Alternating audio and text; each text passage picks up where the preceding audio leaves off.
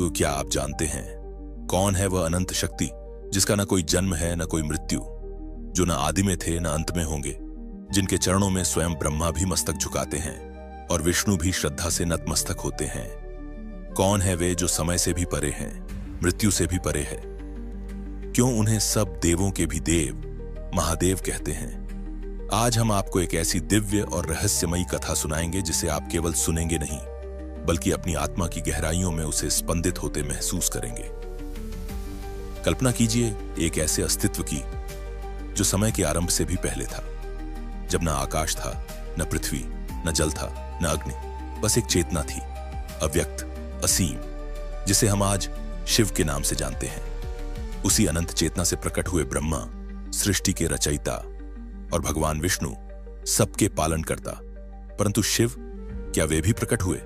नहीं, वे प्रकट नहीं हुए, क्योंकि शिव तो स्वयं आदिशक्ति के भी मूल हैं। शिव सृष्टि से परे हैं, वह कभी प्रकट नहीं होते, ना ही उनका अंत होता है।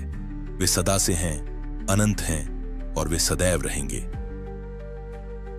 इस दिव्य यात्रा में प्रवेश करने से पहले मैं आपसे एक छोटा सा अनुरोध करना चाहता हूं।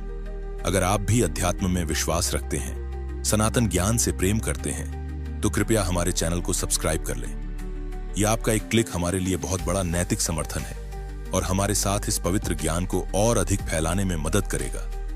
अब आइए उस रहस्य से पर्दा उठाते हैं, क्यों भगवान शिव को देवों के देव महादेव कहा जाता है।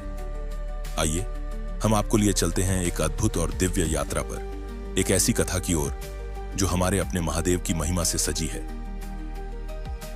यह कहानी उस समय की है जब न धरती थी न आकाश। यह कथा है सृष्टि के आरंभ से भी पहले की। कालांतर में जब सृष्टि का प्रारंभ हुआ, ब्रह्मा सृजन के अधिपति और विष्णु पालन के स्वामी, दोनों के मध्य एक प्रश्न उठ खड़ा हुआ। कौन श्रेष्ठ है, कौन पूजनीय है, कौन इस संपूर्ण ब्रह्मांड का सबसे बड़ा आदर पात्र है? विवाद बढ़ा, अहंकार ने दोनों को घेर लिया। तभी एक अद्भुत चमत्कार हुआ। उनके बीच प्रकट हुआ उससे एक विशाल अग्निस्तंभ, एक ज्योतिर्लिंग जिसका ना आदि था न अंत, अग्नि की अद्भुत ज्योति जिसने सारे ब्रह्मांड को आलोकित कर दिया, इतना तेजस्वी कि आंखें मूंदने पर भी उसका प्रकाश आत्मा को भेदता था। ज्योतिर्लिंग ने आदेश दिया, जो इस स्तंभ का सिरा खोज निकालेगा वही सर्वोच्च माना जाएगा।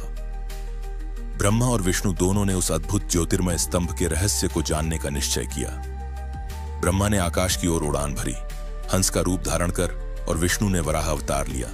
जड़ से उस ज्योतिर्लिंग का आदि खोजने के लिए धरती के गहन गर्भ में उतर गए। समय बीतता गया, क्षण युगों में बदलने लगे, युग अनंत काल में, परंतु न ब्रह्मा उस ज्योति का सिर छू सके और न विष्णु उसकी जड़ पा सके। ऊपर उड़ते उड़ते ब्रह्मा को आभास हुआ कि यह स्तंभ अंतहीन है। कितनी भी ऊंचाई तक जाओ, कोई सिरा नहीं मिलता। विष्णु भी धरती के गर्भ में गहरे उतरते गए, पर वहां भी उन्हें कोई आधार नहीं मिला।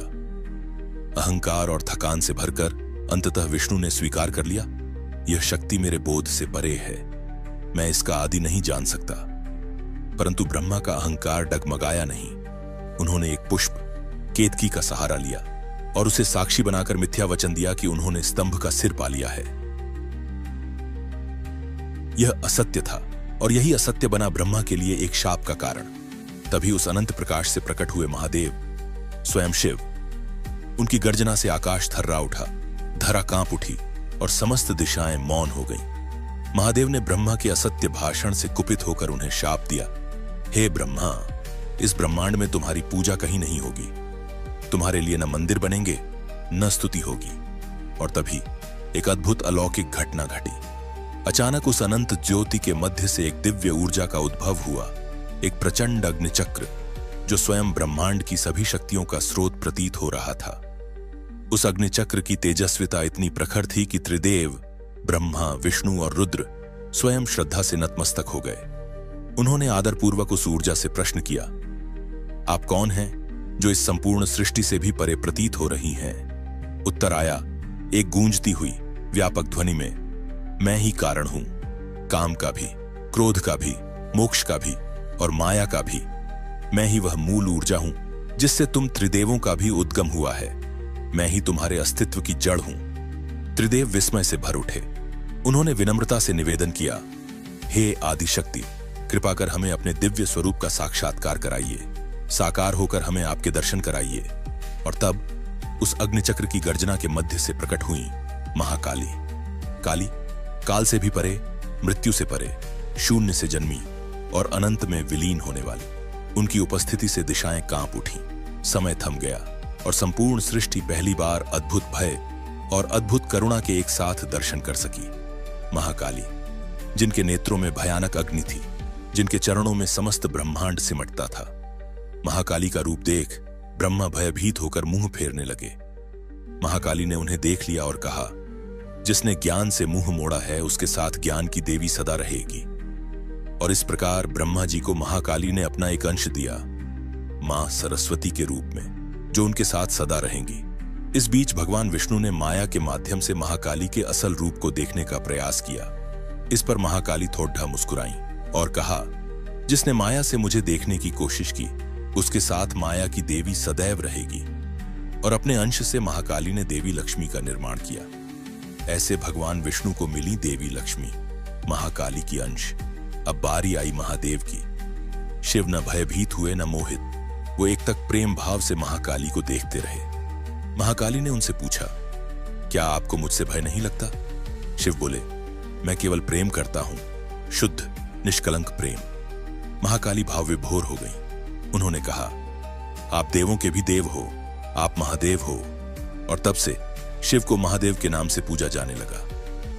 महाकाली ने वचन दिया, मैं सृष्टि में बारंबार जन्म लूंगी जब तक आप मुझे मेरे स्वरूप का बोध नहीं कराओगे। फिर महाकाली ने 107 बार जन्म लिया, परंतु 108वें जन्म में माता पार्वती के रूप में उन्हें अपने महाकाली स्वरूप का बोध हो गया। और तभी शिव और शक्ति का मिलन हुआ, एकता में पूर्णता की अभिव्यक्ति। जहां शिव चेतना है, वही शक्ति ऊर्जा। शिव शक्ति दो नहीं, एक ही है। यदि आप जानना चाहते हैं कि मां पार्वती को कैसे अपने मूल स्वरूप महाकाली का स्मरण हुआ, कैसे उन्होंने रक्त बीज जैसे राक्षस का संहार किया, जिसे ब्रह्मा से वरदान मिला था कि उसके रक्त की प्रत्येक बूंद से एक नया रक्त बीज जन्म लेगा, तो आप हमारे चैनल पर काली मां की कथा का विस्तृत और रोचक वीडियो अवश्य देखें। उस वीडियो का लिंक आपको डिस्क्रिप्शन में मिल जाएगा। अगर आपको हमारी यह प्रस्तुति पसंद आई हो तो वीडियो को लाइक करें, अपने दोस्तों और परिवार के साथ शेयर करें और हमारे चैनल को सब्सक्राइब करना न भूलें, ताकि आप ऐसी और भी दिव्य कथाओं और आध्यात्मिक यात्राओं से जुड़े रह सकें। आपके साथ से हमारा उत्साह बढ़ता है और साथ मिलकर हम सनातन की इन अमूल्य कहानियों को हर हृदय तक पहुंचा सकते हैं। हर हर महादेव, जय मां काली।